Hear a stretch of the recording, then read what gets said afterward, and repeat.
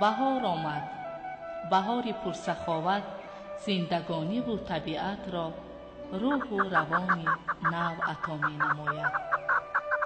بابای دهقان و اطراف نگریسته امید می بندد به فیض و برکت دسترخوان، رزق و روزی فرزندان.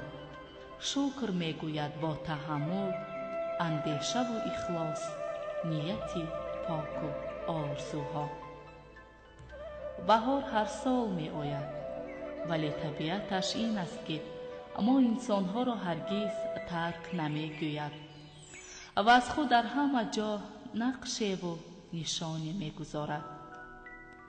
در پیراهن اطلس گل دختران، طاقه زردوزی و تور حریر نوعروسان، درز و سوزنی های چیوران، نقش و نگار سحرانگیز صورتگران به جلوه می آید.